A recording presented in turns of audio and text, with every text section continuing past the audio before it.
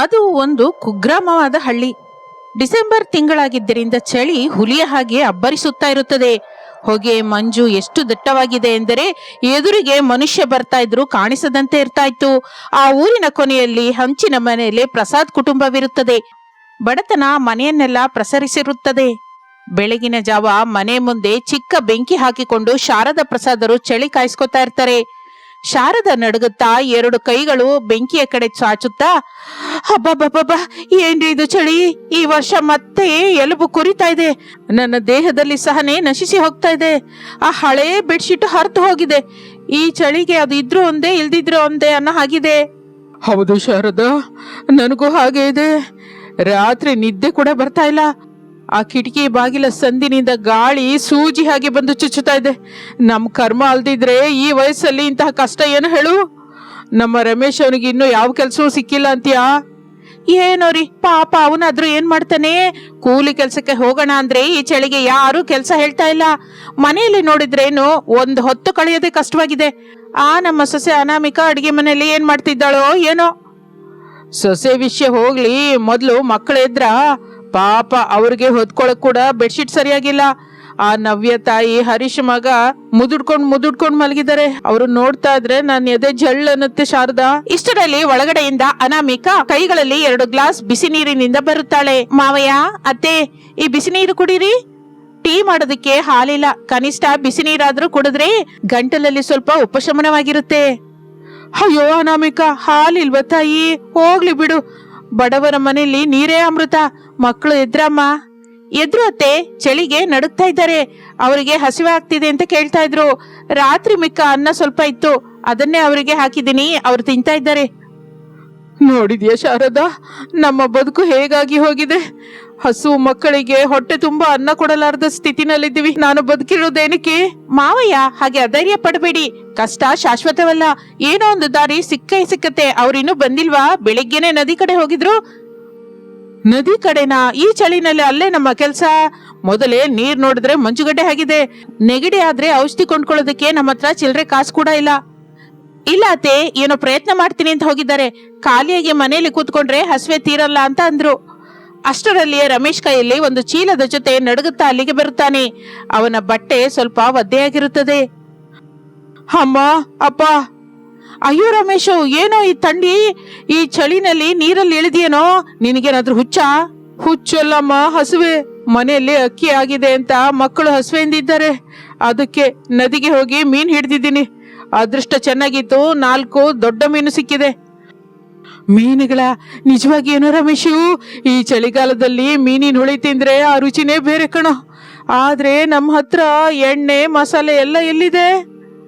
ಅದಕ್ಕೆ ಅಪ್ಪ, ಇದನ್ನ ಊರಲ್ಲಿ ಯಾರಿಗಾದ್ರೂ ಮಾರಾಟ ಮಾಡಿ ಆ ದುಡ್ಡಿನಿಂದ ಅಕ್ಕಿ ತರೋಣ ಅನ್ಕೊಂಡಿದ್ದೀನಿ. ಅನಾಮಿಕಾ ಗಂಡನ ಹತ್ತಿರ ಬಂದು ಚೀಲವನ್ನು ನೋಡುತ್ತಾ, ನಿಲ್ಲಿ, ಈ ಮೀನನ್ನು ಹಸಿಯಾಗಿ ಮಾರಿದ್ರೆ ಕಡಿಮೆ ದುಡ್ಡು ಬರುತ್ತೆ. ಅದೇ ನಾವು ಅಡಿಗೆ ಮಾಡಿ ಮಾರದ? ಏನ ಅನಾಮಿಕಾ ನೀನ್ ಹೇಳೋದು? ನಮ್ಮನೆ ಸೊಸೆ ನಡು ಬೀದಿಯಲ್ಲೇ ನಿಂತು ಮೀನೇ ಮಾರ್ತಾಳ? ನಮ್ಮ ಮರ್ಯಾದೆ ಏನಾಗ್ಬೇಕು? ನಮ್ಮದು ಒಂದು ಕಾಲದಲ್ಲಿ ದೊಡ್ಡ ಕುಟುಂಬ. ಈಗ ಬಡತನ ಬಂದ್ರು ಮರ್ಯಾದೆ ಕಳಿಬಾರ್ದು. ಅತ್ತೆ, ಮರ್ಯಾದೆ ಹಸುವೆ ತೀರ್ಸುತ್ತಾ? ನಮ್ಮ ಮಕ್ಕಳು ಹಸುವೆಯಿಂದ ಒದ್ದಾಡ್ತಾ ಇದ್ರೆ ನಾವು ಮರ್ಯಾದೆ ಬಗ್ಗೆ ಆಲೋಚಿಸೋದು ನ್ಯಾಯನಾ? ಈ ಚಳಿಗಾಲದಲ್ಲಿ ಎಲ್ಲರಿಗೂ ಬಿಸಿ ಬಿಸಿಯಾಗಿ ಖಾರವಾಗಿ ಏನಾದ್ರೂ ತಿನ್ಬೇಕು ಅಂತಿರುತ್ತೆ. ನಮ್ಮ ಕೈ ಅಡಿಗೆ ರುಚಿ ಬಗ್ಗೆ ನಿಮ್ಗೆ ಗೊತ್ತೇ ಇಲ್ಲ. ಈ ಮೀನು ಮಾರಿ ಬರುವ ದುಡ್ಡಿಗಿಂತ ಇದನ್ನ ಫಿಶ್ ಫ್ರೈ ಮಾಡಿ ಮಾರಿದ್ರೆ 4 ಕಾಸು ಹೆಚ್ಚು ದುಡ್ಡು ಬರುತ್ತೆ. ಶಾರದಾ, ಸೊಸೆ ಹೇಳಿದ್ರಲ್ಲಿ ಕೂಡ ನಿಜಾನೇ ಇದೆ. ಊರಿನಲ್ಲಿ ಎಲ್ರು ಚಳಿಗೆ ಬಾಯೆಲ್ಲ ಸಪ್ಪೆಯಾಗಿ ಹೋಗಿದೆ ಅಂತಾರೆ. ಈಗ ಇದನ್ನ ಬಿಸಿಯಾಗಿ ಮೀನಿನ ಫ್ರೈ ವಾಸನೆ ಬಂದ್ರೆ ಲೊಟ್ಟೆ ಹಾಕೊಂಡು ತಿಂತಾರೆ. ಮರ್ಯಾದೆ ವಿಷಯ ದೇವ್ರಿಗೆ ಬಿಡು, ಮೊದ್ಲು ಬದುಕಿನ ಬಂಡಿ ಎಳಿಬೇಕಲ್ಲ. ಆದ್ರೆ ಅನಾಮಿಕಾ, ಬಂಡವಾಳಕ್ಕೆ ದುಡ್ಡಿಲ್ವಲ್ಲ. ಎಣ್ಣೆ ಖಾರ ಮಸಾಲೆ ನಮ್ಗೆ ಹೇಗೆ ಬರುತ್ತೆ? ಅದಕ್ಕೆ ನನ್ನ ಹತ್ರ ನಮ್ಮಮ್ಮ ಮದುವೆಯಲ್ಲಿ ಕೊಟ್ಟ ಚಿಕ್ಕದಾದ ಬೆಳ್ಳಿ ಗೆಜ್ಜೆ ಇದೆ ರೀ. ಅದನ್ನ ಅಡವಿಟ್ಟು ಸಾಮಾನು ತಗೊಂಬನ್ನಿ. ಈ ದಿನ ಸಾಯಂಕಾಲನೇ ನಾವು ವ್ಯಾಪಾರ ಶುರು ಮಾಡೋಣ. ನಿನ್ನ ಗೆಜ್ಜೆ ಅಡವಿಡೋದಾ? ಬೇಡ ತಾಯಿ. ಅತ್ತೆ, ಅದಿದ್ರೆ ಕಾಲಿಗೆ ಅಂದ, ಆದ್ರೆ ನಮ್ಮ ಕುಟುಂಬ ಸಂತೋಷವಾಗಿದ್ರೆ ಮನಸ್ಸಿಗೆ ಅಂದ. ದಯವಿಟ್ಟು ಅಡ್ಡ ಬರಬೇಡಿ. ಹಾಗೆ ಅನಾಮಿಕಳ ಹಠವನ್ನು ನೋಡಿ ಆ ದಿನ ಮಧ್ಯಾಹ್ನವೇ ರಮೇಶ್ ಸಾಮಾನು ತಗೊಂಡ್ಬರ್ತಾನೆ. ಅನಾಮಿಕಾ ಮಸಾಲೆಯನ್ನು ಕುಟ್ಟಲಿಕ್ಕೆ ಶುರು ಮಾಡ್ತಾಳೆ. ಅಮ್ಮ ಅನಾಮಿಕಾ, ವಾಸನೆ ಸಖತ್ತಾಗಿದೆ ತಾಯಿ. ಈ ಮಸಾಲೆ ವಾಸನೆಗೆ ಬಾಯಲ್ಲಿ ನೀರ್ ಬರ್ತಾ ಇದೆ. ಇಷ್ಟಕ್ಕೂ ನೀನ್ ಇದ್ರಲ್ಲಿ ಏನ್ ಹಾಕ್ತಾ ಇದ್ಯಾ? ಇದು ನಮ್ಮ ಅಜ್ಜಿ ಹೇಳ್ಕೊಟ್ಟ ಮಸಾಲೆ ಮಾವಯ್ಯ. ಇದರಲ್ಲಿ ಸ್ವಲ್ಪ ಲವಂಗ, ದಾಲ್ಚಿನ್ನಿ, ಚಕ್ಕೆ ಜೊತೆಗೆ ಸೀಕ್ರೆಟ್ ಆಗಿ ಸ್ವಲ್ಪ ವಾಮು ಕೂಡ ಹಾಕಿದ್ದೀನಿ. ಈ ಚಳಿಗಾಲದಲ್ಲಿ ವಾಮು ಹಾಕಿದ್ರೆ ಚೆನ್ನಾಗಿ ಜೀರ್ಣವಾಗುತ್ತೆ ಅಂತ. ಇಷ್ಟರಲ್ಲಿ ಮಕ್ಕಳು ಹರೀಶ್, ಭವ್ಯ ಓಡಿಕೊಂಡು ಅಡಿಗೆ ಮನೆಗೆ ಬರ್ತಾ, ಅಮ್ಮ ಅಮ್ಮ ಒಳ್ಳೆ ವಾಸನೆ ಬರ್ತಾ ಇದೆ, ನಮ್ಗೆ ಹಸಿವೆ ಆಗ್ತಾ ಇದೆ. ನಿಲ್ಲಿ, ಮೊದಲು ದೇವರಿಗೆ ಕೈ ಮುಗಿದು ನಾವು ಅಂಗಡಿ ಶುರು ಮಾಡಿದ ಮೇಲೆ ಮೊದಲ ತುತ್ತು ನಿಮ್ಗೆ ಕೊಡ್ತೀನಿ. ಅತ್ತೆ, ನೀವು ಎಲೆ ರೆಡಿ ಮಾಡಿ. ಅನಾಮಿಕಾ, ನಾವು ಮನೆ ಮುಂದೆ ಒಲೆ ಇಡೋಣ್ವಾ? ಬೀದಿಲ್ ಹೋಗೋರು ಏನ್ ಅನ್ಕೋತಾರೋ ಏನೋ. ಅತ್ತೆ, ನಾವು ಮಾಡುವುದು ಕಳ್ತನ ಅಲ್ವಲ್ಲ, ಕಷ್ಟಪಟ್ಟು ಮಾಡ್ತಾ ಇದ್ದೀವಿ. ನಮ್ಮ ಮನೆ ಜಗಲಿ ಮೇಲೆ ಚಿಕ್ಕ ಒಲೆ ಇಡೋಣ.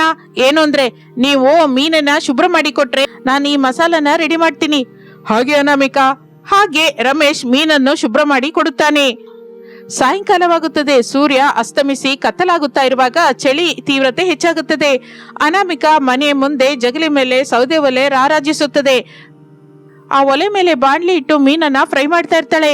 ಆ ಮಸಾಲೆ ಹಚ್ಚಿದ ಘಾಟಾದ ಗಮ್ಮನ್ನುವ ಮೀನಿನ ವಾಸನೆ ಬೀದಿಯೆಲ್ಲ ಹರಡುತ್ತದೆ.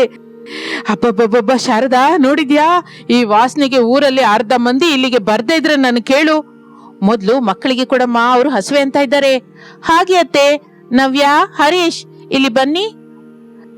ಅಲ್ಲಿಗೆ ಅವರು ಬಂದ ಮೇಲೆ ಬಿಸಿ ಬಿಸಿ ಮೀನಿನ 2 ಚೂರು ತೆಗೆದು ಎಲೆಯಲ್ಲಿ ಹಾಕಿ ಅವರಿಗೆ ಕೊಡುತ್ತಾಳೆ. ಅಮ್ಮ, ತುಂಬಾ ಚೆನ್ನಾಗಿದೆ, ಖಾರವಾಗಿ, ಬಿಸಿಯಾಗಿ, ಭಲೆಯಾಗಿದೆ. ಹೌದಮ್ಮ, ಇನ್ನೂ ಬೇಕು. ಮೊದ್ಲು ಮಾರಲಿಕ್ಕೆ ಇಡೋಣಮ್ಮ, ಮಿಕ್ಕಿದ್ರೆ ನಾವು ತಿನ್ನೋಣ. ನಮ್ಮ ಕಷ್ಟ ಫಲಿಸ್ಬೇಕಲ್ಲ. ಅಷ್ಟರಲ್ಲಿ ಬೀದಿಯಲ್ಲಿ ನಡೆದುಕೊಂಡು ಹೋಗ್ತಾ ಇರುವ ರಂಗಮ್ಮ ಆ ವಾಸನೆ ನೋಡಿ ನಿಲ್ಲುತ್ತಾಳೆ. ರಂಗಮ್ಮಂಗೆ ಬಾಯಿನ ತುರಿಕೆ ಹೆಚ್ಚಾಗಿರುತ್ತೆ. ಏನೇ ಶಾರದಾ, ಏನಿದು? ನಿಮ್ ಮನೆ ಮುಂದೆ ಇಷ್ಟೊಂದು ಹೊಗೆ, ಏನೋ ಘಾಟದ ವಾಸನೆ ಬರ್ತಾ ಇದೆ. ಏನ್ ಮಾಡ್ತಾ ಇದ್ದೀರಾ ಏನು? ಅದು ಅದು ರಂಗಮ್ಮಕ್ಕ, ನಮ್ ಸೊಸೆ. ಬನ್ನಿ ರಂಗಮ್ಮತ್ತೆ, ಮೀನಿನ ಫ್ರೈ ಮಾಡ್ತಾ ಇದ್ದೀನಿ. ಈ ಚಳಿಗಾಲದಲ್ಲಿ ಬಿಸಿ ಬಿಸಿಯಾಗಿ ತಿಂದ್ರೆ ಚೆನ್ನಾಗಿರುತ್ತೆ ಅಂತ ವ್ಯಾಪಾರಕ್ಕಿಟ್ಟಿದ್ದೀನಿ. ಓಹೋ, ವ್ಯಾಪಾರನ? ನೆನ್ನೆವರೆಗೂ ತಿನ್ನೋದಕ್ಕೆ ತಿಂಡಿ ಇಲ್ಲ ಅಂತ ಹತ್ತಿದ್ರಿ, ಈ ದಿನವೇನೋ ಏಕವಾಗಿ ಹೋಟೆಲ್ ಇಟ್ಟಿದ್ದೀರಾ? ಪ್ರಸಾದಣಿಯ, ಇದೇನು ವಿಚಿತ್ರ? ಈ ಮನೆ ಹೆಂಗಸರು ಹೀಗೆ ರೋಡ್ ಮೇಲೆ ಅಡ್ಗೆ ಮಾಡೋದ? ಆದ್ರೂ ಇದ್ರಲ್ಲಿ ತಪ್ಪೇನಿದೆ ರಂಗಮ್ಮ, ಕಷ್ಟಪಟ್ಟು ಬದುಕ್ತಾ ಇದ್ದೀವಿ. ಆದ್ರೂ ನಿಮಗೆ ಬೇಕಾದ್ರೂ ಕೊಂಡ್ಕೋ, ಇಲ್ಲಾಂದ್ರೆ ಇಲ್ಲ. ಸುಮ್ಮನೆ ಸಲಹೆ ಕೊಡಬೇಡ. ನನ್ನ ಸೊಸೆ ಅದ್ಭುತವಾಗಿ ಮಾಡಿದಾಳೆ. ಅಬ್ಬೋ, ಕೋಪವೇನಕ್ಕೆ? ವಾಸನೆ ಅಂತೂ ಚೆನ್ನಾಗಿದೆ. ಎಷ್ಟಕ್ಕೆ ಕೊಡ್ತಾ ಇದ್ದೀರಾ ಏನು? ಚಿಕ್ಕ ಚೂರು 5 ರೂಪಾಯಿ ಐತೆ, ದೊಡ್ಡ ಚೂರಿಗೆ 10 ರೂಪಾಯಿ. 5 ರೂಪಾಯಿನಾ? ಮತ್ತು ಹೆಚ್ಚಾಗ್ದೆ ಏನು?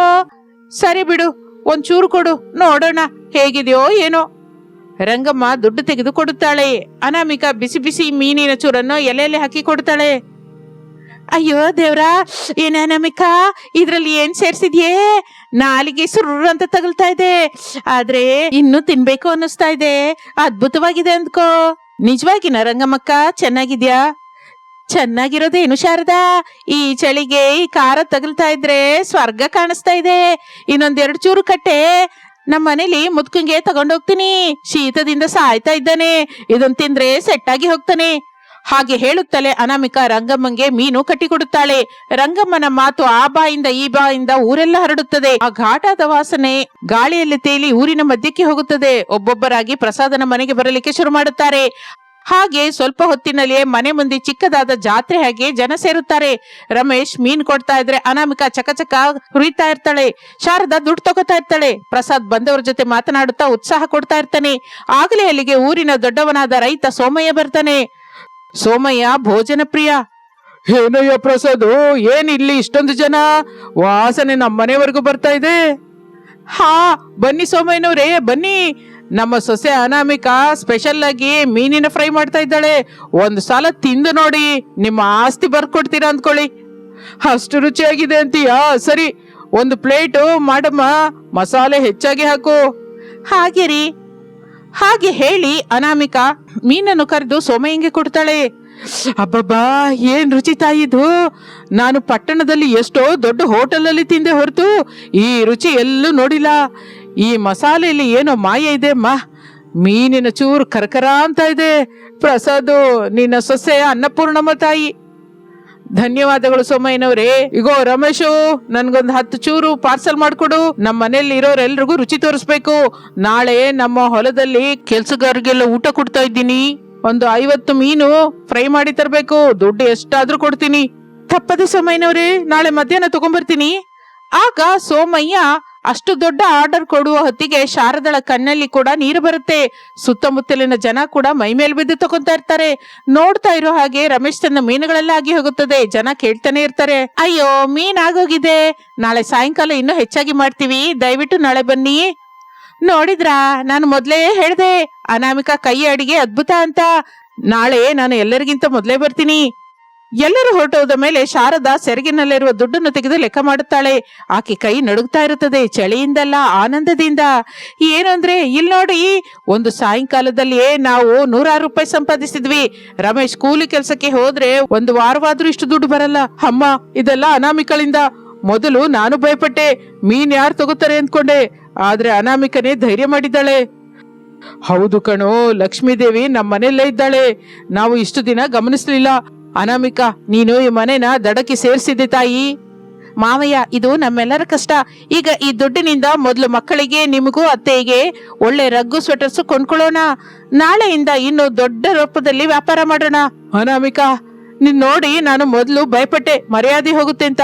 ಆದ್ರೆ ಕಷ್ಟಪಟ್ಟು ಸಂಪಾದಿಸಿದ್ರಲ್ಲಿ ಬರುವ ಗೌರವ ಈ ದಿನ ತಿಳ್ಕೊಂಡೆ. ಏನು, ನಾನು ಕೂಡ ನಿಂಗೆ ಸಹಾಯ ಮಾಡ್ತೀನಿ. ನಾಳೆ ನಾನೇ ಮಸಾಲೆ ಕೊಡ್ತೀನಿ. ನಾನು ಮೀನ್ ತೊಳೆಯೋದ್ರಲ್ಲಿ ಸಹಾಯ ಮಾಡ್ತೀನಮ್ಮ. ನಾನು ಬೆಳಿಗ್ಗೆನೆ ಹೋಗಿ ದೊಡ್ಡ ಬೆಲೆ ಹಾಕಿ ಒಳ್ಳೆ ಮೀನುಗಳನ್ನು ಹಿಡ್ಕೊಂಡ್ ಬರ್ತೀನಿ. ಸರಿ ಅತ್ತೆ, ಈಗ ನಮ್ಮ ಹತ್ರ ಮಿಕ್ಕ 4 ಚೂರಿದೆ, ಎಲ್ಲರೂ ಸೇರಿ ತಿನ್ನೋಣ. ಎಲ್ಲರೂ ಆ ಜಗಲಿ ಮೇಲೆ ಕೂತ್ಕೊಂಡು ಚಳಿಗೆ ಬೆಂಕಿ ಹಾಕಿಕೊಂಡು ಬಿಸಿ ಬಿಸಿ ಮೀನಿನ ಫ್ರೈ ತಿನ್ಕೊಂಡು ಸಂತೋಷದಿಂದ ನಗ್ತಾ ಇರ್ತಾರೆ. ಅನಾಮಿಕಳ ಮೀನಿನ ವ್ಯಾಪಾರ 3 ಹೂವಿಗೆ 6 ಕಾಯಿಯ ಹಾಗೆ ಸಾಗುತ್ತಾ ಇರುತ್ತದೆ. ದಿನ ದಿನಕ್ಕೂ ಜನ ಹೆಚ್ಚಾಗಿ ಹೋಗ್ತಾ ಇರುತ್ತೆ. ಇದೆಲ್ಲ ನೋಡಿ ಪಕ್ಕದ ಮನೆಯ ಪುಲ್ಲಮ್ಮಳಿಗೆ ಅನಾಮಿಕಳ ವ್ಯಾಪಾರದ ಮೇಲೆ ಕಣ್ಣು ಬೀಳುತ್ತೆ. ಪುಲ್ಲಮ್ಮಂಗೆ ಕೂಡ ದುಡ್ಡು ಸಂಪಾದಿಸಬೇಕು ಅಂತ ಆಸೆ ಹುಟ್ಟುತ್ತೆ. ಪುಲ್ಲಮ್ಮ ತನ್ನ ಗಂಡನ ಹತ್ರ, ಏನು ಅಂದ್ರೆ, ನೋಡಿದ್ರಾ, ಎದುರು ಮನೆ ಪ್ರಸಾದನ ಸೊಸೆ ಮೀನುಗಳನ್ನ ಮಾರಿ ಎಷ್ಟು ಸಂಪಾದಿಸ್ತಾ ಇದ್ದಾಳೆ, ನಾವೇನು ಕಡಿಮೆ, ನಾವು ಕೂಡ ನಾಳೆ ಬಜ್ಜಿ ಮಾರೋಣ. ಈ ಚಳಿಯಲ್ಲಿ ಜನ ಬಜ್ಜಿ ಹೆಚ್ಚಾಗಿ ತಿಂತಾರಲ್ಲ. ಏನೋ ಕಣೆ, ಅವರ ಸೊಸೆ ಕೈಯಲ್ಲಿ ಮಹಿಮೆ ಇದೆ, ನೀನು ಮಾಡಿದ್ರೆ ಯಾರು ತಿಂತಾರೆ? ಬಾಯಿ ಮುಚ್ಕೊಳ್ಳಿ, ನಾನ್ ಮಾಡಿದ್ರೆ ಊರೆಲ್ಲ ಕ್ಯೂ ಕಟ್ಟುತ್ತೆ, ನೋಡ್ತಾ ಇರಿ. ಮಾರನೇ ದಿನ ಅನಾಮಿಕಾ ಮೀನಿನ ಫ್ರೈ ಮಾರ್ತಾ ಇದ್ರೆ ಪುಲ್ಲಮ್ಮ ತನ್ನ ಮನೆ ಮುಂದೆ ಬಜ್ಜಿಗಳ ಗಾಡಿ ಇಡುತ್ತಾಳೆ. ಗಟ್ಟಿಗೆ ಅರಚುತ್ತಾ ಜನನ ಕರಿತಾ ಇರ್ತಾಳೆ. ಬನ್ನಿ ಸ್ವಾಮಿ ಬನ್ನಿ, ಬಿಸಿ ಬಿಸಿ ಮೆಣಸಿನಕಾಯಿ ಬಜ್ಜಿ, ಈರುಳ್ಳಿ ಬಜ್ಜಿ, ಚಳಿಗಾಲದ ಸ್ಪೆಷಲ್ ಬಜ್ಜಿಗಳು. ಏನು ಅಂದ್ರೆ, ನೋಡಿದ್ರ, ಪುಲ್ಲಮ್ಮತ್ತೆ ಕೂಡ ವ್ಯಾಪಾರ ಮಾಡ್ತಾ ಇದ್ದಾರೆ, ಒಳ್ಳೇದೇ ಅಲ್ವಾ? ಆಗಲೇ ಆ ಮಾತನ್ನು ಕೇಳಿದ ಶಾರದಾ ಅನಾಮಿಕಳ ಹತ್ರ, ಒಳ್ಳೇದೇನಮ್ಮ, ನಮ್ಮ ಹತ್ರ ಬರೋ ಜನ ಆ ಕಡೆ ಹೋದ್ರೆ ನಮ್ಗೆ ಕಷ್ಟ ಅಲ್ವಾ? ಮೊದಲೇ ಅವಳದು ಅಸೂಯೆ ಹೆಚ್ಚು. ಅತ್ತೆ, ಯಾರ ರುಚಿ ಅವರದ್ದು, ಯಾರ ಅದೃಷ್ಟ ಅವರದ್ದು, ನಾವು ಭಯಪಡಬೇಕಾದ ಅಗತ್ಯವಿಲ್ಲ. ನಮ್ಮ ಕೆಲಸ ನಾವು ಸರಿಯಾಗಿ ಮಾಡೋಣ. ಆ ಸಮಯದಲ್ಲಿ ಕೆಲವು ಜನ ಹೊಸದಾಗಿದೆ ಅಂತ ಪುಲ್ಲಮ್ಮಳ ಬಜ್ಜಿ ಹತ್ರ ಹೋಗ್ತಾರೆ. ಆದ್ರೆ ಪುಲ್ಲಮ್ಮ ಮಾಡ್ತಾ ಇರೋ ಬಜ್ಜಿಗಳು ಸರಿಯಾಗಿ ಬೆಂದಿರಲಿಲ್ಲ, ಮೇಲಾಗಿ ಸರಿಯಾದ ಮಸಾಲೆ ಕೂಡ ಇಲ್ಲ. ತಿಂದವರು ಮುಖ ಸಿಂಡರಿಸಿಕೊಂಡು ಮತ್ತೆ ಅನಾಮಿಕಳ ಹತ್ರನೇ ಬರ್ತಾರೆ. ಇನ್ನು ಆಗ ಅಲ್ಲಿಗೆ ಸೋಮಯ್ಯ ಬಂದು, ನೋಡಿದ್ಯ ಪ್ರಸಾದ್, ರುಚಿ ಇದ್ರೆ ಜನ ಎಲ್ಲಿಗೂ ಹೋಗೋದಿಲ್ಲ. ಅನಾಮಿಕಾ ಮೀನಿನಲ್ಲಿ ಬಳಸುವ ಮಸಾಲೆಗಾಗಿ ಪಕ್ಕದ ಊರಿನಿಂದ ಕೂಡ ಜನ ಬರ್ತಾ ಇದ್ದಾರೆ. ಏನೇ ಇದ್ರಲ್ಲಿ ಮಾಯಾ, ಮೀನುಗಳೇ ಅಲ್ವಾ, ಅಷ್ಟೆಲ್ಲ ಮೈ ಮೇಲೆ ಬೀಳ್ತಾ ಇದ್ದಾರೆ. ಪುಲ್ಲಮ್ಮತ್ತೆ, ದುಃಖ ಪಡಬೇಡಿ, ಬಜ್ಜಿ ಚೆನ್ನಾಗಿ ಬರಬೇಕು ಅಂದ್ರೆ ಹಿಟ್ಟಿನಲ್ಲೇ ಸ್ವಲ್ಪ ವಾಮು, ಅಡಿಗೆ ಸೋಡಾ ಹಾಕಿ. ಎಣ್ಣೆ ಮತ್ತೆ ಹೆಚ್ಚಾಗಿ ಕಾಯಬಾರ್ದು. ನಾಳೆ ನೀವು ಹಾಗೆ ಮಾಡಿ ನೋಡಿ, ವ್ಯಾಪಾರ ಚೆನ್ನಾಗಾಗುತ್ತೆ. ಏನೇ, ನಿನಗೆ ಪೈಪೋಟಿಯಾಗಿ ನಾನಿಟ್ರೆ ನಂಗೆ ಸಲಹೆ ಕೊಡ್ತಾ ಇದೀಯಾ? ನಾವು ಅಕ್ಕಪಕ್ಕದವರು ಪುಲ್ಲಮ್ಮ, ಎಲ್ಲರೂ ಚೆನ್ನಾಗಿರ್ಬೇಕು. ಚಳಿಗಾಲ ಅಲ್ವಾ, ಎಲ್ರಿಗೂ ಬಿಸಿ ಬಿಸಿಯಾಗಿ ಸಿಕ್ಕಿದ್ರೆ ಒಳ್ಳೇದೇ ಅಲ್ವಾ? ನಿಜಕ್ಕೂ ನಿಂದು ತುಂಬಾ ದೊಡ್ಡ ಮನಸ್ಸೇ ಅನಾಮಿಕಾ. ನಾನು ನಿನ್ನ ನೋಡಿ ಅಸೂಯೆ ಪಟ್ಟೆ, ಆದ್ರೆ ನೀನು ನಂಗೆ ಸಹಾಯ ಮಾಡ್ತಾ ಇದೀಯಾ. ಶಾರದಾ, ನಿನ್ ಸೊಸೆ ಬಂಗಾರ ಅಮ್ಮ. ಹೌದು ಪುಲ್ಲಮ್ಮ, ನನ್ ಸೊಸೆ ಬಂಗಾರ ಮಾತ್ರವೇ ಅಲ್ಲ, ಬುದ್ಧಿವಂತಳು ಕೂಡ. ಆ ಚಳಿಗಾಲವೆಲ್ಲ ಅನಾಮಿಕಳ ಮೀನಿನ ವ್ಯಾಪಾರ ಜೋರಾಗಿ ಸಾಗತ್ತೆ. ರಮೇಶ್, ಪ್ರಸಾದ್, ಶಾರದಾ ಎಲ್ರೂ ಚಳಿಗೆ ಕೈಲಾದಷ್ಟು ಕೆಲಸ ಮಾಡ್ತಾರೆ. ಒಂದು ದಿನ ರಾತ್ರಿ ಎಲ್ರೂ ಹೊಸ ರಗ್ಗುಗಳನ್ನು ಹೊದ್ಕೊಂಡು ಮಕ್ಕಳಿಗೆ ಹೊಸ ಸ್ವೆಟರ್ಸ್ ಅನ್ನ ಹಾಕಿ ಮನೆಯೊಳಗೆ ಕೂರ್ಸಿರ್ತಾರೆ. ಮನೆಯಲ್ಲಿ ಈಗ ಒಂದು ಗ್ಯಾಸ್ ಒಲೆ ಕೂಡ ಬಂದಿರುತ್ತೆ. ಅನಾಮಿಕಾ ಎಲ್ರಿಗೂ ಬಿಸಿ ಬಿಸಿಯಾಗಿ ಅನ್ನ ಮಾಡ್ತಾಳೆ. ಅನಾಮಿಕಾ, ನಿನ್ನಿಂದಲೇ ಈ ದಿನ ಮಕ್ಕಳು ಚಳಿ ಇಲ್ಲದೆ ಬೆಚ್ಚಗೆ ಮಲಗ್ತಾ ಇದ್ದಾರೆ. ಸಾಲದವರ ಬಾಧೆ ತಪ್ಪಿದೆ, ಕೈಯಲ್ಲಿ 4 ಕಾಸಿದೆ. ಹೌದು ಕಣೋ, ಒಂದು ಕಾಲದಲ್ಲಿ ಚಳಿಗೆ ಭಯಪಡ್ತಾ ಇದ್ವಿ, ಹಸುವಿಗೆ ಕಷ್ಟಪಟ್ವಿ. ಈಗ 4ವರೆಗೆ ಅನ್ನ ಕೊಡುವ ಸ್ಥಾಯಿಗೆ ಎಗರಿದ್ದೀವಿ. ಸೋಮಯ್ಯನವರು ನೆನ್ನೆ ಏನಂದ್ರು ಗೊತ್ತಾ? ಪ್ರಸಾದ್, ಬರುವ ವಾರ ಊರಿನಲ್ಲಿ ನಡೆಯುವ ಜಾತ್ರೆಯಲ್ಲಿ ನಿನ್ನ ಸೊಸೆ ಕೈಯಲ್ಲಿ ಸ್ಟಾಲ್ ಇಡ್ಸಿ ಅಂತ, ಖರ್ಚೆಲ್ಲ ನಂದು ಅಂತಂದ್ರು ಕಣೋ. ನಿಜವಾಗಿ ಏನ್ರಿ, ಬಹಳ ಸಂತೋಷ. ಅನಾಮಿಕಾ, ನೀನು ಮನೆಗೆ ಬಂದ ಮಹಾಲಕ್ಷ್ಮಿ ತಾಯಿ, ಬಡತನವೆಂದು ಕುಗ್ಗಿ ಹೋಗದೆ ಇದ್ದುದರಲ್ಲಿಯೇ ಹೇಗೆ ಬದುಕಬೇಕು, ಹೇಗೆ ಗೆಲ್ಬೇಕು ಅಂತ ನಿರೂಪಿಸಿದ್ದೀಯಾ. ಅತ್ತೆ, ಕಷ್ಟ ಬಂದ್ರೆ ಭಯಪಡಬಾರ್ದು, ಎದುರಿಸಬೇಕು. ನಾವು ಪ್ರಾಮಾಣಿಕವಾಗಿ ಕಷ್ಟಪಟ್ವಿ, ದೇವರು ನಮಗೆ ಸಹಾಯ ಮಾಡಿದ. ಅಮ್ಮ, ನಾಳೆ ಕೂಡ ಮೀನಿನ ಫ್ರೈ ಮಾಡ್ತೀಯಾ? ನಾಳೆ ಜಾತ್ರೆ ಅಲ್ವಾ ಮಗನೇ, ನಾಳೆ ಮೀನಿನ ಹುಳಿ ಸೀಗಡಿ ಫ್ರೈ ಕೂಡ ಮಾಡೋಣ. ಹಾಗೆ ಅಮ್ಮ, ಹಾಗೆ ಆ ಬಡ ಕುಟುಂಬ ಸೊಸೆಯ ಬುದ್ಧಿವಂತಿಕೆಯಿಂದ, ಕಷ್ಟಪಡುವ ತತ್ವದಿಂದ ಚಳಿಗಾಲದ ಕಷ್ಟವನ್ನು ಜಯಿಸಿ ಸಂತೋಷದ ತೀರಕ್ಕೆ ಸೇರುತ್ತದೆ. ಯಾವ ಸಮಸ್ಯೆಯಾದರೂ ಧೈರ್ಯದಿಂದ ಎದುರಿಸಿದರೆ ವಿಜಯ ಸಾಧ್ಯವೆಂದು ಆ ಊರಿನ ಜನಕ್ಕೆ ಅನಾಮಿಕಾ ನಿರೂಪಿಸುತ್ತಾಳೆ. ಇದು ಇಂದಿನ ಕತೆ. ಮತ್ತೊಂದು ಆಸಕ್ತಿಕರ ಕತೆ ಜೊತೆ ಮತ್ತೆ ಸೇರೋಣ. ಅಲ್ಲಿಯವರೆಗೂ ವಿರಾಮ. ನಮಸ್ತೆ. ರಾಮಪುರದಲ್ಲಿ ಚಳಿ ಈ ವರ್ಷ ಜನಗಳ ಮೂಳೆಯನ್ನ ಕೊರಿತಾ ಇತ್ತು. ಆದರೆ ಪ್ರಸಾದನ ಮನೆಯಲ್ಲಿ ಮಾತ್ರ ವಾತಾವರಣ ಬೇರೆಯಾಗಿರುತ್ತೆ. ಹೊರಗಡೆ ತಣ್ಣಗೆ ಇದ್ದರೂ ಒಳಗಡೆ ಮಕ್ಕಳ ಕೋರಿಕೆಯ ಬಿಸಿ ಹೆಚ್ಚಾಗಿರುತ್ತದೆ. ಟಿವಿಯಲ್ಲಿ ಐಸ್ ಕ್ರೀಮ್ ನೋಡ್ತಲೇ ಹರೀಶ್, ನವ್ಯ, ಭವ್ಯ ಕಣ್ಣು ಮಿಂಚುತ್ತದೆ. ಹಬ್ಬ, ಚಾಕ್ಲೇಟ್ ಫರ್ಜ್. ನವ್ಯ, ನೋಡ ಕ್ರೀಮ್ ಹೇಗೆ ಸುರಿತಾ ಇದೆಯೋ, ನೋಡ್ತಾ ಇದ್ರೆ ತಿನ್ಬೇಕು ಅನಿಸ್ತಾ ಇದೆಯಲ್ಲ. ಹೌದು ಅಣ್ಣಯ್ಯ, ನಾವು ಐಸ್ ಕ್ರೀಮ್ ತಿಂದು ಎಷ್ಟು ವರ್ಷ ಆಯ್ತೋ. ದಸರಾ ಹಬ್ಬದಲ್ಲಿ ತಿಂದ್ವಿ, ಮತ್ತೆ ಈಗ ತಿನ್ಬೇಕು ಅನಿಸ್ತಾ ಇದೆ. ನಂಗೆ ಸ್ಟ್ರಾಬೆರಿ ಬೇಕು, ಪಿಂಕ್ ಕಲರ್ದು, ಅದರಲ್ಲಿ ಜೆಮ್ಸ್ ಹಾಕೊಂಡು ತಿಂತೀನಿ. ಬನ್ನಿ ಅಮ್ಮನ್ ಕೇಳೋಣ. ಮಕ್ಕಳು ಮೂವರು ಓಡಿಕೊಂಡು ಅಡಿಗೆ ಮನೆಯಲ್ಲಿರುವ ಅನಾಮಿಕಳ ಹತ್ತಿರ ಹೋಗುತ್ತಾರೆ. ಅನಾಮಿಕಾ ಚಳಿಗೆ ನಡುಗುತ್ತಲೇ ಬಿಸಿ ಬಿಸಿ ಉಪ್ಮಾ ಮಾಡ್ತಾ ಇರ್ತಾಳೆ. ಅಮ್ಮ ಅಮ್ಮ, ಏನ್ರು ಅಡಿಗೆ ಮನೇಲಿ ತುಂಟತನ ಬೇಡ, ಎಣ್ಣೆ ಸಿಡಿಯುತ್ತೆ, ದೂರ ಸರಿರಿ, ಉಪ್ಮಾ ರೆಡಿ ಆಗುತ್ತೆ. ಉಪ್ಮಾ ಅಲ್ಲಮ್ಮ, ನಮಗೊಂದು ಚಿಕ್ಕ ಆಸೆ ಇದೆ, ಪ್ಲೀಸ್, ಬೇಡ ಅನ್ಬೇಡ. ಆಸೆನಾ? ಬೆಳಿಗ್ಗೆನಾ? ಏನದು? ಅಮ್ಮ, ನಮ್ಗೆ ಐಸ್ ಕ್ರೀಮ್ ಬೇಕು, ದೊಡ್ಡ ಬಕೆಟ್ ಐಸ್ ಕ್ರೀಮು. ಏನು ಐಸ್ ಕ್ರೀಮಾ? ಈ ಚಳಿನಲ್ಲ. ನಿಮ್ಗೇನಾದ್ರೂ ಹುಚ್ಚಿಡ್ದಿದ್ಯಾ? ಹೊರಗಡೆ ವಾತಾವರಣ ನೋಡಿದ್ರ ಹೇಗಿದೆ? ಈಗ ಐಸ್ ಕ್ರೀಮ್ ತಿಂದ್ರೆ ಶೀತ ನೆಗಡಿ ಆಗುತ್ತೆ. ನಿಜಕ್ಕೂ ಆಗಲ್ಲ. ಪ್ಲೀಸ್ ಅಮ್ಮ, ನ್ಯೂ ಇಯರ್ ಬರುತ್ತಲ್ಲ, ಎಲ್ರು ಕೇಕ್ಸು ಸ್ವೀಟ್ಸು ತಿಂತಾರೆ, ನಮ್ಗಂತೂ ಐಸ್ ಕ್ರೀಮೇ ಬೇಕು. ಫ್ರೆಂಡ್ಸ್ ಎಲ್ರು ತಿಂತಾ ಇದ್ದಾರಂತೆ. ನಿಮ್ಮ ಫ್ರೆಂಡ್ಸ್ ತಿಂದ್ರೆ ಅವ್ರಿಗೆ ಜ್ವರ ಬರುತ್ತೆ, ನಿಮ್ಮ ಅಪ್ಪ ಅಂತೂ ಕೋಪ ಮಾಡ್ಕೋತಾರೆ. ಹೋಗಿ ಓದ್ಕೊಳ್ಳಿ, ನಾಡಿದ್ದಿಂದ ಎಕ್ಸಾಮ್ ಇದೆ ಅಲ್ವಾ. ಅಮ್ಮ ಪ್ಲೀಸ್ ಅಮ್ಮ, ನಾವು ತುಂಬಾ ದಿನ ಆಯ್ತು ತಿಂದು. ನೋ ಅಂದ್ರೆ ನೋ. ಹೋಗಿ ಹಾಲಲ್ಲಿ ಕೂತ್ಕೊಳ್ಳಿ, ನಾನು ಉಪ್ಮಾ ತರ್ತಾ ಇದ್ದೀನಿ. ಮಕ್ಕಳು ಮುಖ ಮುದ್ದಿಡಿಸಿಕೊಂಡು ಹಾಲ್ಗೆ ಬರ್ತಾರೆ. ಅಲ್ಲಿ ಸೋಫಾದಲ್ಲಿ ಅವನಿ, ಅಂಜಲಿ, ವಾರಗಿತ್ತಿಯರು ಕೂತಿರುತ್ತಾರೆ. ಏನಾಯ್ತು ಮಕ್ಕಳೇ, ಮುಖ ಹಾಗೆ ಬಾಡಿ ಹೋಗಿದೆ? ಅಮ್ಮ ಬೈದ್ಲಾ? ಹೌದು ಚಿಕ್ಕಮ್ಮ, ಐಸ್ ಕ್ರೀಮ್ ಅಂದ್ರೆ ಬೇಡ ಅಂದ್ರು. ಚಳಿಗಾಲ ಅಂತೆ, ಜ್ವರ ಬರುತ್ತಂತೆ. ನಿಮ್ಮಮ್ಮ ಅಷ್ಟೇ ಬಿಡು, ಯಾವಾಗ್ಲೂ ಭಯನೇ. ನಮ್ಮ ಮಕ್ಕಳಿಗಾದ್ರೆ ನಾನು ನೆನ್ನೆನೆ ಕುಲ್ಫಿ ತಿನ್ಸಿದ್ದೀನಿ. ಚಳಿನ ಎಂಜಾಯ್ ಮಾಡಬೇಕು ಹೊರತು ಭಯಪಡಬಾರ್ದು. ಈ ಮಾತನ್ನು ಕೇಳಿ ಮಕ್ಕಳಿಗೆ ಇನ್ನೂ ಆಸೆ ಹೆಚ್ಚಾಗುತ್ತದೆ. ಅನಾಮಿಕಾ ಉಪ್ಮಾ ಪಾತ್ರೆಯಿಂದ ಅಲ್ಲಿಗೆ ಬರುತ್ತಾಳೆ. ಮಕ್ಕಳು ವಿಚಿತ್ರವಾದ ಮುಖವನ್ನು ನೋಡಿ ಅವಳಿಗೂ ಪಾಪ ಎನಿಸುತ್ತದೆ. ತಾಯಿ ಮನಸ್ಸಲ್ವಾ, ಕಠಿಣವಾಗಿ ಇರಲಾರದೆ ಹೋಗ್ತಾಳೆ. ಸರಿ, ನಿಮ್ಗೊಂದು ಆಫರ್ ಕೊಡ್ತಾ ಇದ್ದೀನಿ. ಏನಮ್ಮ, ಕೊಡಿಸ್ತೀಯಾ? ಸುಮ್ಮನೆ ಅಲ್ಲ, ಕಷ್ಟಪಟ್ಟರೆ ಫಲಿತ ಸಿಕ್ಕತ್ತೆ. ಈಗ ನಿಮ್ಗೆ ಸ್ಕೂಲಲ್ಲಿ ಎಕ್ಸಾಮ್ ನಡೀತಾ ಇದೆ ಅಲ್ವಾ, ನಿಮ್ಮ ಮೂವರಿಗೂ ಒಂದು ಚಾಲೆಂಜ್. ಏನಮ್ಮ ಚಾಲೆಂಜು? ನಿಮ್ಮ ಕ್ಲಾಸಲ್ಲಿ ನೀವು ಟಾಪ್ 3 ರ್ಯಾಂಕಲ್ಲಿ ಬರಬೇಕು. ಅಂದ್ರೆ ಫಸ್ಟ್, ಸೆಕೆಂಡ್ ಇಲ್ವಾ ಥರ್ಡ್ ರ್ಯಾಂಕ್. ಹಾಗೆ ಬಂದ್ರೆ ಎಕ್ಸಾಮ್ಸ್ ಆಗ್ತಲೇ ನಿಮಗೆ ಇಷ್ಟವಾದ ಬೆಸ್ಟ್ ಐಸ್ ಕ್ರೀಮ್ ಪಾರ್ಲರ್ಗೆ ಕರ್ಕೊಂಡೋಗಿ ನಿಮ್ಗೆ ಇಷ್ಟವಾದ ಫ್ಲೇವರ್ಸು ಕೊಡಿಸ್ತೀನಿ. ಟಾಪ್ 3ನಾ? ಅಮ್ಮೋ ಕಷ್ಟ ಅಮ್ಮ. ನಮ್ಮ ಕ್ಲಾಸಲ್ಲಿ ಆ ಸುರೇಶ್ ಅವನೇ ಫಸ್ಟ್ ಬರ್ತಾನೆ, ಅವನನ್ನು ದಾಟೋದು ಬಹಳ ಕಷ್ಟ. ನಮ್ಮ ಕ್ಲಾಸಲ್ಲಿ ಕೂಡ ಕಾಂಪಿಟಿಷನ್ ಹೆಚ್ಚು ಅಮ್ಮ, ಕನಿಷ್ಠ ಟಾಪ್ 5 ಇಡ್ಬೋದಲ್ಲ. ಚೌಕಾಸಿ ಮಾಡಬೇಡಿ, ಐಸ್ ಕ್ರೀಮ್ ಬೇಕು ಅಂದ್ರೆ ಫಸ್ಟ್ ಬರಲೇಬೇಕು. ಕಷ್ಟಪಟ್ಟು ಓದಿದ್ರೆ ಸಾಧ್ಯ ಆಗದೆ ಇರೋದು ಏನೂ ಇಲ್ಲ. ಇದು ನನ್ನ ಫೈನಲ್ ಡಿಸಿಷನ್. ಈಗ ಒಪ್ಕೊಂಡ್ರೆ ಪುಸ್ತಕ ತೆಗಿರಿ, ಇಲ್ಲ ಅಂದ್ರೆ ಟಿವಿನಲ್ಲಿ ಕಾರ್ಟೂನ್ ನೋಡ್ಬೋದು. ನಾವು ಓದ್ಕೋತೀವಮ್ಮ, ನಂಗೆ ಪಿಂಕ್ ಐಸ್ ಕ್ರೀಮ್ ಬೇಕು, ನಾನು ಫಸ್ಟ್ ಬರ್ತೀನಿ. ಸರಿ ಅಮ್ಮ, ಚಾಲೆಂಜ್ ಅಕ್ಸೆಪ್ಟೆಡ್. ನಾವು ಟಾಪ್ 3ನಲ್ಲಿ ಬರ್ತೀವಿ. ನೀನು ಐಸ್ ಕ್ರೀಮ್ ಕೊಡಿಸ್ಬೇಕು, ಮತ್ತೆ ಅದು ಕೂಡ ದೊಡ್ಡ ಫ್ಯಾಮಿಲಿ ಪ್ಯಾಕು. ಪ್ರಾಮಿಸ್. ಆ ದಿನದಿಂದ ಮಕ್ಕಳ ನಡವಳಿಕೆಯಲ್ಲಿ ಅನೂಹ್ಯವಾದ ಬದಲಾವಣೆ ಬರುತ್ತದೆ. ಟಿವಿ ಬಂದಾಗುತ್ತದೆ, ವಿಡಿಯೋ ಗೇಮ್ಸ್ ಪಕ್ಕದಲ್ಲಿ ಇಡ್ತಾರೆ. ಹರೀಶ್, ಭವ್ಯ, ನವ್ಯ ಪುಸ್ತಕದ ಜೊತೆ ಕುಸ್ತಿ ಮಾಡ್ತಾ ಇರ್ತಾರೆ. ಮನೆಯಲ್ಲಿ ಎಲ್ಲರೂ ಆಶ್ಚರ್ಯ ಹೋಗುತ್ತಾರೆ.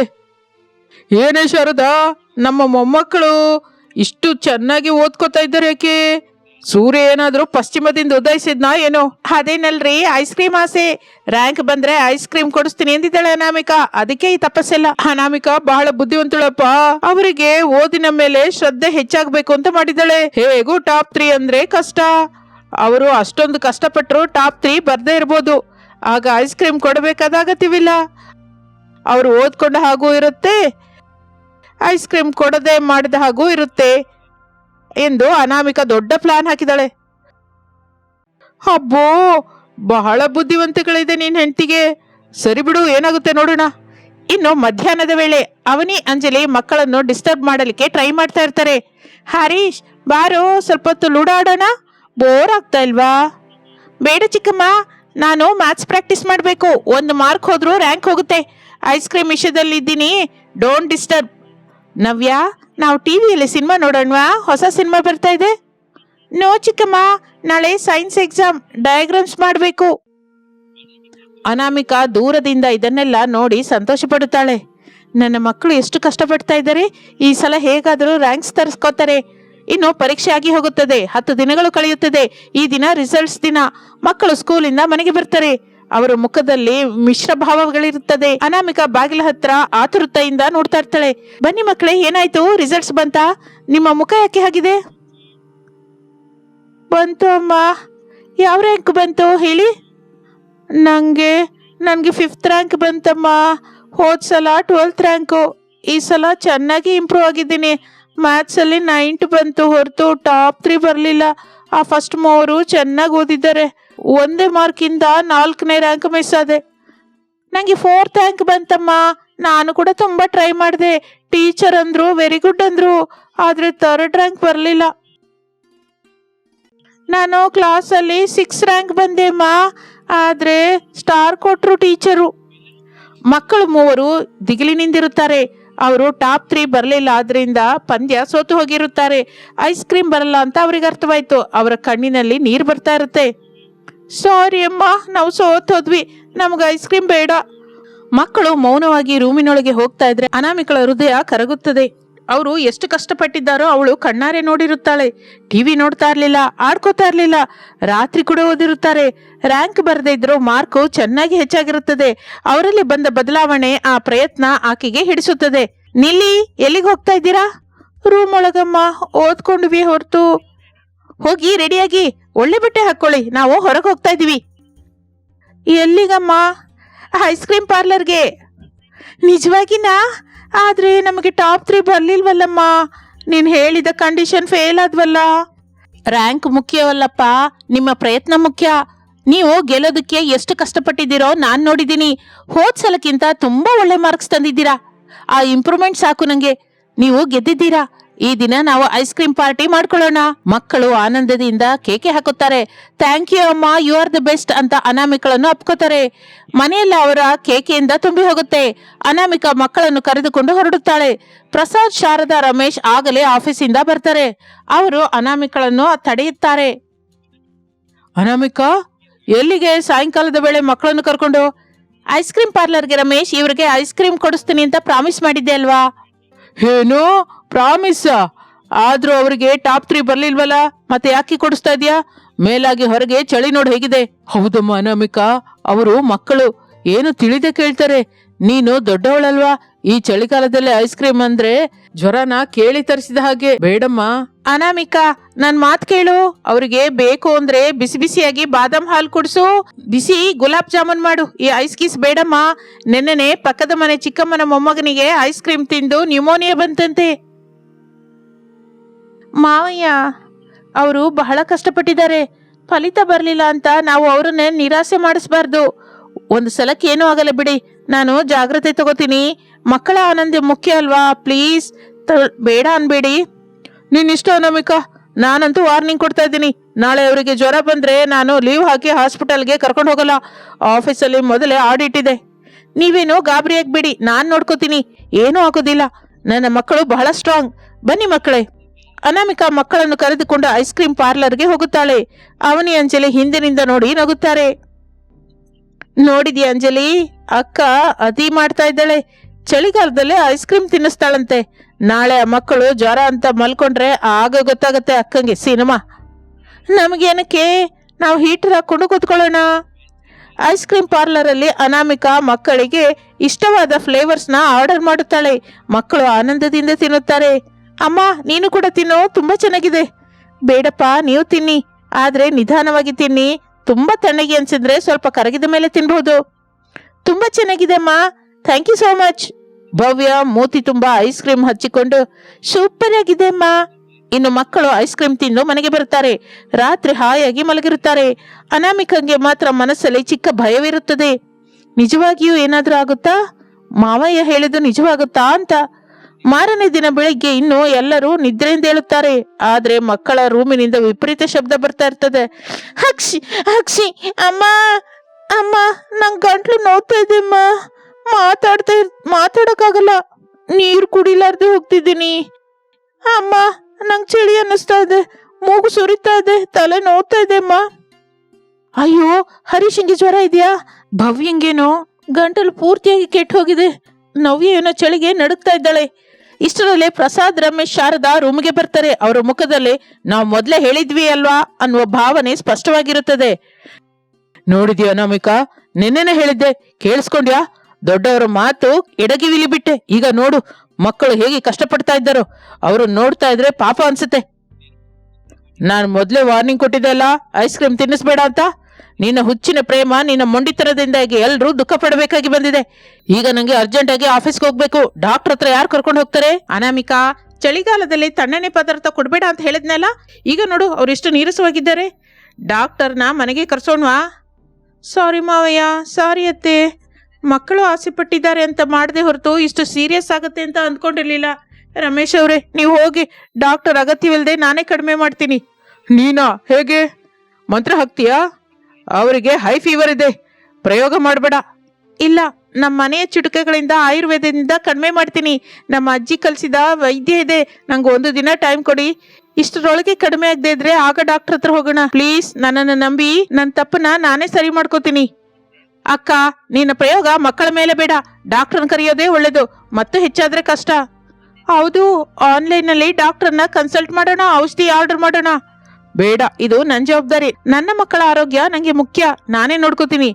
ಅನಾಮಿಕಾ ಮಿಷನ್ ರಿಕವರಿ ಶುರು ಮಾಡುತ್ತಾಳೆ. ಅಡಿಗೆ ಮನೆ ಒಂದು ಚಿಕ್ಕ ಆಯುರ್ವೇದ ಶಾಲೆಯ ಹಾಗೆ ಬದಲಾಗಿ ಹೋಗುತ್ತೆ. ಅನಾಮಿಕಾ ಸೊಂಟ ಬಿಗಿದು ರಂಗದಲ್ಲಿ ಇಳಿಯುತ್ತಾಳೆ. ಆಕೆಯಲ್ಲಿ ಪಶ್ಚಾತ್ತಾಪ, ಹಠಮಾರಿತನ ಎರಡೂ ಕಾಣಿಸ್ತಾ ಇರುತ್ತದೆ. ನನ್ನ ಮಕ್ಕಳಿಗೆ ನಾನೇ ಸರಿ ಮಾಡ್ತೀನಿ, ಆ ಐಸ್ ಕ್ರೀಮ್ ಚಳಿನ ಬಿಡಿಸ್ತೀನಿ. ಅನಾಮಿಕಾ ತುಳಸಿ ಸೊಪ್ಪು, ಮೆಣಸಿನಕಾಳು, ಶುಂಠಿ, ಜೇನು, ಅರಿಶಿನ, ವಾಮು ತೆಗೆದುಕೊಳ್ಳುತ್ತಾಳೆ. ಅದೆಲ್ಲವನ್ನು ಕುಟ್ಟಿ ನೀರಿನಲ್ಲಿ ಹಾಕಿ ತುಂಬಾ ಕುದಿಸುತ್ತಾಳೆ. ಘಾಟಾದ ವಾಸನೆ ಮನೆಯೆಲ್ಲ ವ್ಯಾಪಿಸುತ್ತದೆ. ಅದನ್ನು ನೋಡಿದರೆ ಮಕ್ಕಳು ಭಯಪಟ್ಟು ಹೋಗುತ್ತಾರೆ. ಹರೀಶ್, ನವ್ಯ, ಭವ್ಯ, ಎದ್ದೇಳಿ, ಇದನ್ನು ಕುಡಿಯುವಂತೆ. ಅಮ್ಮ, ಇದು ಕಪ್ಪಗಿದೆ, ವಾಸನೆ ಅಂತೂ ಭಯಂಕರವಾಗಿದೆ, ನಾನು ಕುಡಿಯಲ್ಲಮ್ಮ, ಕೆಟ್ಟದಾಗಿರುತ್ತೆ. ಅಮ್ಮ, ನಂಗೆ ವಾಂತಿ ಬರುತ್ತೆ, ಬೇಡಮ್ಮ ಪ್ಲೀಸ್. ಐಸ್ ಕ್ರೀಮ್ ತಿನ್ನುವಾಗ ಸಿಹಿಯಾಗಿತ್ತಲ್ಲ, ಆನಂದದಿಂದ ತಿಂದ್ರಲ್ಲ, ಈಗ ಇದನ್ನ ಕುಡಿಲೇಬೇಕು. ಇದು ಕುಡಿದ್ರೇನೆ ಒಳಗಡೆ ಇರುವ ಚಳಿ ಹೊರಗೆ ಬರುತ್ತೆ. ಇಲ್ಲ ಅಂದ್ರೆ ಡಾಕ್ಟರ್ ಬಂದು ದೊಡ್ಡ ಇಂಜೆಕ್ಷನ್ ಕೊಡ್ತಾರೆ. ನಿಮ್ಮಿಷ್ಟ, ನಿಮ್ಗೇನ್ ಬೇಕು? ಸೂಜಿ ಬೇಡಮ್ಮ, ಇದೇ ಕುಡಿತೀವಿ. ಮಕ್ಕಳು ಭಯಪಟ್ಟು ಮೂಗು ಮುಚ್ಚಿಕೊಂಡು ಗಟಗಟ ಕಷಾಯವನ್ನು ಕುಡಿಯುತ್ತಾರೆ. ಕುಡಿಯುತ್ತಲೇ ಅಮ್ಮ ಉರಿ ಅಂತ ಅರಚುತ್ತಾರೆ. ಅನಾಮಿಕಾ ತಕ್ಷಣ ಅವರ ಬಾಯಲ್ಲಿ ಚಿಕ್ಕ ಬೆಲ್ಲದ ಚೂರು ಹಾಕುತ್ತಾಳೆ. ಇನ್ನು ಅನಾಮಿಕಾ ಒಂದು ದೊಡ್ಡ ಪಾತ್ರೆಯಲ್ಲಿ ನೀರನ್ನು ಕುದಿಸಿ ಅದರಲ್ಲಿ ಯೂಕಲಿಪ್ಟಿಸ್ ಆಯಿಲ್, ಅರಿಶಿನ ಹಾಕುತ್ತಾಳೆ. ಮಕ್ಕಳನ್ನು ಹಾಲಲ್ಲಿ ಕೆಳಗೆ ಕೂರಿಸಿ ಒಬ್ಬೊಬ್ಬರನ್ನು ಬೆಡ್ಶೀಟ್ ಹೊದಿಸಿ ಆವಿ ಹಿಡಿಸುತ್ತಾಳೆ. ಅಮ್ಮ, ಒಳಗಡೆ ಕತ್ಲೆ ಆಗಿದೆ, ಬಿಸಿಯಾಗಿ ಕೂಡ ಇದೆ, ಉಸಿರಾಡ್ತಾ ಇಲ್ಲಮ್ಮ, ಪ್ಲೀಸ್ ತೆಗಿಯಮ್ಮ. ತೆಗಿಬಾರ್ದು, ಗಟ್ಟಿಯಾಗಿ ಉಸಿರೆಳ್ಕೊ ನವ್ಯ, ಮೂಗಿನಲ್ಲಿರೋ ಬ್ಲಾಕ್ಸ್ ಎಲ್ಲ ಹೋಗುತ್ತೆ, ಬೆವರು ಬರಬೇಕು, ಆಗ್ಲೇ ಜ್ವರ ಇಳಿಯುತ್ತೆ. ಹರೀಶ್, ನೀನು ಕೂಡ ಗಟ್ಟಿಯಾಗಿ ಹೇಳ್ಕೋ. ಮಕ್ಕಳು ಆವಿ ಹಿಡಿದು ಹೊರಗೆ ಬರುವ ಹೊತ್ತಿಗೆ ಮುಖ ಕೆಂಪಗೆ ಬೆವರಿನಿಂದ ಒದ್ದೆ ಆಗಿರುತ್ತದೆ. ಆದ್ರೆ ಅವರಿಗೆ ಸ್ವಲ್ಪ ರಿಲೀಫ್ ಅನ್ಸುತ್ತೆ. ಮಧ್ಯಾಹ್ನ ಊಟಕ್ಕೆ ಅನಾಮಿಕಾ ಬಿಸಿ ಬಿಸಿಯಾಗಿ ಮೆಣಸಿನ ಸಾರು, ಮೆತ್ತನೆ ಅನ್ನ, ಬೆಳ್ಳುಳ್ಳಿ ಖಾರ ಮಾಡುತ್ತಾಳೆ. ಇದನ್ ತಿನ್ನಿ, ನಾಲಿಗೆಗೆ ರುಚಿ ಇಲ್ಲದೆ ಇದ್ರೂ ಪರವಾಗಿಲ್ಲ, ಹೊಟ್ಟೆಲಿ ಬಿದ್ರೆ ಚಳಿ ಓಡಿ ಹೋಗುತ್ತೆ. ಈ ಮೆಣಸಿನ ಸಾರಂತೂ ಗಂಟಲು ನೋವನ್ನ ಕಡಿಮೆ ಮಾಡುತ್ತೆ. ಅಮ್ಮ, ನಂಗೆ ಬಿರಿಯಾನಿ ಬೇಕು, ಈ ಸಾರನ್ನ ಬೇಡ. ಜ್ವರ ಬಂದಾಗ ಬಿರಿಯಾನಿನ ಕೇಳಬಾರ್ದು, ಬಾಯಿ ಮುಚ್ಕೊಂಡಿದ್ದನ್ನು ತಿನ್ನಿ, ನಾಳೆ ಜ್ವರ ಕಡಿಮೆ ಆದಾಗ ಬಿರಿಯಾನಿ ಮಾಡ್ಕೊಡ್ತೀನಿ. ಮಕ್ಕಳು ಕಷ್ಟಪಡುತ್ತಲೇ ತಿನ್ನುತ್ತಾರೆ. ಅನಾಮಿಕಾ ಪಕ್ಕದಲ್ಲೇ ಕೂತು ತಿನ್ನಿಸುತ್ತಾಳೆ. ರಮೇಶ್, ಪ್ರಸಾದ್ ಅನಾಮಿಕಳ ಕಷ್ಟವನ್ನು ಗಮನಿಸುತ್ತಾ ಇರ್ತಾರೆ. ಇನ್ನು ಸಾಯಂಕಾಲವಾಗುತ್ತದೆ. ಮಕ್ಕಳಿಗೆ ಸ್ವಲ್ಪ ಉಪಶಮನವಾಗಿರುತ್ತದೆ. ಆದರೆ ಕೆಮ್ಮು ಇನ್ನೂ ಕಡಿಮೆಯಾಗಿರುವುದಿಲ್ಲ. ರಾತ್ರಿಯಲ್ಲಿ ಕೆಮ್ಮು ಹೆಚ್ಚಾಗುತ್ತದೆ. ಅನಾಮಿಕಳ ಹತ್ತಿರ ಇನ್ನೊಂದು ಅಸ್ತ್ರವಿದೆ. ಅನಾಮಿಕಾ ಅಡಿಗೆ ಮನೆಯಲ್ಲಿ ವೀಳ್ಯದೆಲೆ ತೆಗೆದುಕೊಂಡು ಅದನ್ನ ಒಲೆ ಮೇಲೆ ಬಿಸಿ ಮಾಡಿ ಹರಳೆಣ್ಣೆ ಹಚ್ಚಿ ಮಕ್ಕಳ ಎದೆ ಮೇಲೆ ಇಡುತ್ತಾಳೆ. ಇದು ಹಳೆಯ ಕಾಲದ ಚಿಟ್ಕ. ಹೀಗೆ ಇಟ್ಕೊಳ್ಳಿ, ಕೆಮ್ಮು ಕಡಿಮೆ ಆಗುತ್ತೆ, ರಾತ್ರಿ ಎಲ್ಲ ಬೆಚ್ಚಗಿರುತ್ತೆ. ರಾತ್ರಿ ಮಕ್ಕಳು ಗಾಢ ನಿದ್ರೆಯಲ್ಲಿರುತ್ತಾರೆ, ಜ್ವರ ಕಡಿಮೆ ಆಗುತ್ತದೆ, ಶ್ವಾಸ ಸರಿಯಾಗಿ ಆಡ್ತಾ ಇರುತ್ತದೆ. ಅನಾಮಿಕಾ ಮಂಚದ ಪಕ್ಕದಲ್ಲೇ ಕೂತ್ಕೊಂಡು ಮಕ್ಕಳನ್ನು ನೋಡ್ಕೋತಾ ಇರ್ತಾಳೆ. ಅವಳ ಕಣ್ಣು ನಿದ್ರೆ ಇಲ್ಲದೆ ಕೆಂಪಗಾಗುತ್ತದೆ. ರಮೇಶ್ ಅಲ್ಲಿಗೆ ಬರ್ತಾನೆ. ಅನಾಮಿಕಾ, ಹೋಗಿ ಮಲ್ಕೋ, ಮಕ್ಕಳು ಈಗ ಚೆನ್ನಾಗೇ ಇದ್ದಾರೆ, ಟೆಂಪರೇಚರ್ ನಾರ್ಮಲ್ ಆಗಿದೆ. ಇಲ್ಲ ರಮೇಶ್, ಮತ್ತೆ ರಾತ್ರಿಗೆ ಜ್ವರ ಬರುತ್ತೆ ಏನೋ, ನೋಡ್ಬೇಕು. ನನ್ನಿಂದಲೇ ಅಲ್ವಾ ಅವರು ಕಷ್ಟಪಡ್ತಾ ಇರೋದು, ನನಗಂತೂ ತುಂಬಾ ಗಿಲ್ಟ್ ಅನ್ನಿಸ್ತಾ ಇದೆ. ಅನಾಮಿಕಾ, ನಡೆದೇನೋ ನಡೆದೋಯ್ತು. ನಿನ್ನ ಚಿಕಿತ್ಸೆ ಫಲ ನೀಡಿದೆ, ನಿನ್ನ ಪ್ರೇಮ ಅವರನ್ನು ಕಾಪಾಡಿದೆ. ನೀನು ಗ್ರೇಟ್ ಅನಾಮಿಕಾ. ಡಾಕ್ಟರ್ ಫೀಸು ಮಿಕ್ಕಿದೆ. ಇನ್ ಮೇಲಿಂದ ನೀನು ಮನೆಯಲ್ಲೇ ಅನಾಮಿಕಾ ಕ್ಲಿನಿಕ್ ಇಟ್ಕೋಬಹುದು. ತಮಾಷೆ ಬೇಡ, ಹೋಗಿ ಮಲ್ಕೊಳ್ಳಿ, ನಾನ್ ನೋಡ್ಕೋತೀನಿ. ಇನ್ನು ಮಾರನೇ ದಿನ ಬೆಳಿಗ್ಗೆ ಮನೆಯಲ್ಲಿ ಎಲ್ಲರೂ ಹೇಳುತ್ತಾರೆ. ಮಕ್ಕಳ ರೂಮು ನಿಶ್ಶಬ್ದವಾಗಿರುತ್ತದೆ, ಎಲ್ಲರೂ ಗಾಬರಿ ಆಗುತ್ತಾರೆ. ಆದ್ರೆ ಹಠಾತ್ ಆಗಿ ಹಾಲಿಂದ ಗಲಾಟೆ ಕೇಳಿಸುತ್ತೆ. 6 ಔಟ್. ಪ್ರಸಾದ್, ಶಾರದಾ, ರಮೇಶ್ ಹಾಲ್ಗೆ ಬಂದು ನೋಡಿದರೆ ಮಕ್ಕಳು ಉತ್ಸಾಹದಿಂದ ಆಡ್ತಾ ಇರ್ತಾರೆ. ಜ್ವರ ಶೀತ ಮಾಯವಾಗಿರುತ್ತದೆ. ಏನೋ ಹರೀಶು, ನೆನ್ನೆವರೆಗೂ ಮಂಚದ ಮೇಲೆ ಮುದುಡ್ಕೊಂಡು ಮಲಗಿದೆ, ಈ ದಿನ 6 ಹೊಡಿತಾ ಇದೆಯಾ, ಜ್ವರ ಎಲ್ಲೋಯ್ತು? ಅಮ್ಮನ ಕಷಾಯದ ಪವರ್ ತಾತಯ್ಯ, ಅದು ಕುಡಿದ್ರೆ ರೋಗ ಓಡಿ ಹೋಯ್ತು. ಅಷ್ಟು ಕಹಿಯಾಗಿತ್ತು, ಆದ್ರೆ ಈಗ ಫುಲ್ ಎನರ್ಜಿ ತಾತಯ್ಯ. ಈಗ ನನ್ನ ಗಂಟ್ಲು ಕೂಡ ಚೆನ್ನಾಗಿದೆ. ಅಮ್ಮ ಕೊಟ್ಟ ಎಲೆದು ಪವರ್ ಅಂದ್ಕೋತೀನಿ. ಅನಾಮಿಕಳ ಕೈಯಲ್ಲಿ ಮ್ಯಾಜಿಕ್ ಇದೆ. ಒಂದು ದಿನದಲ್ಲಿ ಮಕ್ಕಳನ್ನು ಎದ್ದು ಕೂರಿಸಿದ್ದಾಳೆ. ಅನಾಮಿಕಾ ಕಾಫಿ ತೆಗೆದುಕೊಂಡು ಬರುತ್ತಾಳೆ. ಆಕೆಯ ಮುಖದಲ್ಲಿ ಅಲಸಿಕೆ ಇದ್ದರೂ ಮಕ್ಕಳನ್ನು ನೋಡಿ ಆನಂದವಾಗಿರುತ್ತದೆ. ಎಲ್ಲರೂ ಆಕೆಯನ್ನ ಮೆಚ್ಚಿಕೊಳ್ಳುತ್ತಾರೆ. ಅಕ್ಕ, ನೀನು ಗ್ರೇಟ್ ಅಕ್ಕ. ನಮ್ಮ ಮಕ್ಕಳಿಗೆ ಜ್ವರ ಬಂದ್ರೆ ಕಡಿಮೆ ಆಗೋದಕ್ಕೆ 1 ವಾರ ಹಿಡಿಯುತ್ತೆ. ನೀನು 1 ದಿನದಲ್ಲಿ ಔಷಧಿ ಇಲ್ಲದೆ ಸೆಟ್ ಮಾಡಿದ್ಯಾ. ಆ ಕಷಾಯದ ರೆಸಿಪಿ ನಂಗೂ ಕೂಡ ಹೇಳ್ತೀಯಾ? ತಪ್ಪದೇ ಅವನಿ, ಆದ್ರೆ ಅದರಲ್ಲಿ ಒಂದು ಸೀಕ್ರೆಟ್ ಇಂಗ್ರೀಡಿಯೆಂಟ್ ಇದೆ. ಏನು? ಪ್ರೇಮ. ಪ್ರೇಮದಿಂದ ಮಾಡಿದ್ರೆ ಏನಾದ್ರೂ ಕೆಲಸ ಮಾಡುತ್ತೆ. ಮಕ್ಕಳು ಅನಾಮಿಕಳ ಹತ್ತಿರ ಓಡ್ಕೊಂಡು ಬರ್ತಾರೆ. ಅಮ್ಮ, ನಮ್ಗೆ ಕಡಿಮೆ ಆಗಿದೆ ಅಲ್ಲ, ಈಗ ಮತ್ತೆ ಐಸ್ ಕ್ರೀಮ್ ತಿನ್ನೋಣವಾ? ಮಿಕ್ಕ ಫ್ಲೇವರ್ಸ್ ಟೇಸ್ಟ್ ಮಾಡ್ಬೇಕಲ್ಲ. ಆ ಮಾತಿಗೆ ಎಲ್ರು ಒಂದೇ ಸಲಕ್ಕೆ ಬೆಚ್ಚಿ ಬೀಳುತ್ತಾರೆ. ಎಲ್ರು ಒಂದೇ ಸಲಕ್ಕೆ ಬೇಡ ಅಂತಾರೆ. ಈ ಸಲ ಐಸ್ ಕ್ರೀಮ್ ಬೇಡಪ್ಪ, ಬಿಸಿ ಬಿಸಿಯಾಗಿ ಜಿಲೇಬಿ, ಈರುಳ್ಳಿ ಪಕೋಡ ತಿನ್ನೋಣ. ಇನ್ಯಾವತ್ತು ಚಳಿಗಾಲದಲ್ಲಿ ಐಸ್ ಕ್ರೀಮ್ ಜೋಲಿಗೆ ಹೋಗ್ಬೇಡಿ. ಬೇಕು ಅಂದ್ರೆ ಬೇಸಿಗೆ ಕಾಲದಲ್ಲಿ ದಿನಕ್ಕೊಂದು ಕೊಡಿಸ್ತೀನಿ. ಪ್ರಾಮಿಸ್ ಅಮ್ಮ, ಪ್ರಾಮಿಸ್. ಆದ್ರೆ ಓದು ಕೂಡ ಹಾಗೆ ಇರಬೇಕು. ಅಮ್ಮಯ್ಯ, ಐಸ್ ಕ್ರೀಮ್ ಗಂಡ ಕಳಿತು. ಅನಾಮಿಕಾ, ನನ್ ಕೂಡ ಕಷಾಯ ಸ್ವಲ್ಪ ಕೊಡಮ್ಮ. ನನ್ನ ಕೆಮ್ಮು ಇನ್ನೂ ಕಡಿಮೆ ಆಗಿಲ್ಲ. ನಿನ್ನ ಕೈ ಕಷಾಯ ಕುಡಿದ್ರೆ ಸ್ವಲ್ಪ ಸರಿ ಹೋಗುತ್ತೇನೋ. ಅಯ್ಯೋ ಮಾವಯ್ಯ, ಈಗಲೇ ತರ್ತೀನಿ. ಸ್ಪೆಷಲ್ ಆಗಿ ಶುಂಠಿ ಹೆಚ್ಚಾಗಿ ಹಾಕಿ ತರ್ತೀನಿ. ನೋಡಿದ್ಯಾ, ಅಮ್ಮನ ಐಸ್ ಕ್ರೀಮ್ ಏಟಿಗೆ ನಮ್ಮ ಮನೆ ಆಯುರ್ವೇದ ಆಸ್ಪತ್ರೆ ಆಗೋಯ್ತು. ನಮ್ಮ ಅನಾಮಿಕಾ ಚೀಫ್ ಡಾಕ್ಟರ್ ಆಗಿದ್ದಾಳೆ. ಆ ಮಾತಿಗೆ ಎಲ್ಲರೂ ಗಟ್ಟಿಯಾಗಿ ನಗುತ್ತಾರೆ. ಮಕ್ಕಳು ಅನಾಮಿಕಳನ್ನು ಅಪ್ಪಿಕೊಳ್ಳುತ್ತಾರೆ. ಮನೆ ಆನಂದದಿಂದ ತುಂಬಿ ಹೋಗುತ್ತೆ. ಮಕ್ಕಳ ಆಸೆಯನ್ನು ತೀರಿಸಬೇಕು ಅನ್ನುವ ಅಮ್ಮನ ಕೋರಿಕೆ, ಅದರಿಂದ ಬಂದ ಕಷ್ಟ, ಅದನ್ನು ತನ್ನ ಬುದ್ಧಿವಂತಿಕೆಯಿಂದ ಸಹನೆಯಿಂದ ಪರಿಹರಿಸಿದ ಅನಾಮಿಕಳ ರೀತಿ ಆ ಮನೆಗೆ ಒಂದು ಒಳ್ಳೆಯ ನೀತಿ ಪಾಠವನ್ನು, ಸಂತೋಷವನ್ನು ಕೊಡುತ್ತದೆ. ಐಸ್ ಕ್ರೀಮ್ ತಣ್ಣಗಿದ್ದರೂ ಅಮ್ಮನ ಪ್ರೇಮ, ಆಕೆ ಮಾಡುವ ಸೇವೆ ಬೆಚ್ಚಗೆ ಇರುತ್ತೆ ಅಂತ ಮಕ್ಕಳಿಗೆ ಅರ್ಥವಾಗುತ್ತೆ. ಇದು ಇಂದಿನ ಕತೆ. ಮತ್ತೊಂದು ಆಸಕ್ತಿಕರ ಕಥೆ ಜೊತೆ ಮತ್ತೆ ಸೇರೋಣ. ಅಲ್ಲಿವರೆಗೂ ವಿರಾಮ. ನಮಸ್ತೆ.